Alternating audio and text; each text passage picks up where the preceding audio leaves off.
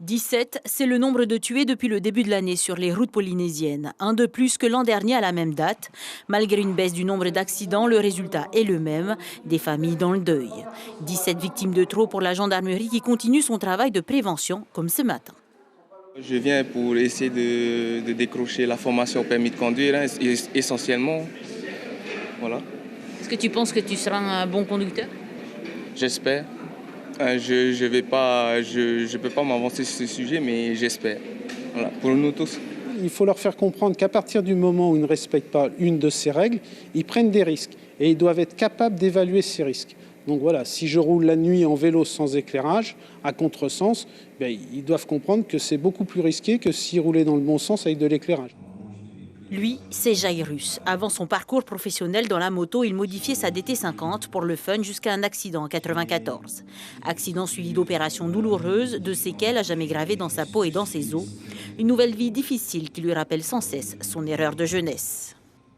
Si vous survivez après un accident, un grave accident, il va falloir déjà accepter de vivre avec ces séquelles, vivre avec cet handicap si vous en avez.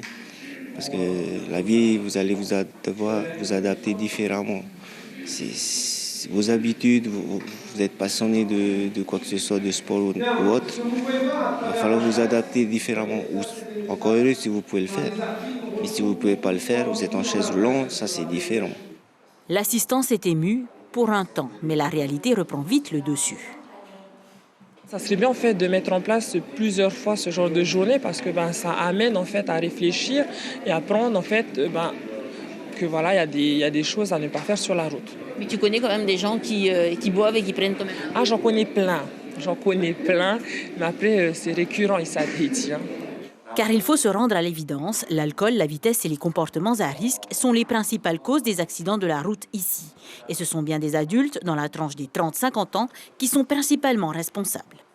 Il y a des personnes qui, après 30 ans, ne sont plus du tout réceptifs à tous les messages de prévention qu'on peut faire.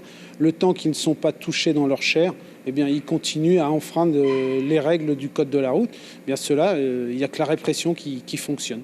Sauf que quand vous avez tué quelqu'un, aucune amende ni peine de prison ne le rendra à sa famille. L'information en continu sur Polynésie la première, Internet et réseaux sociaux.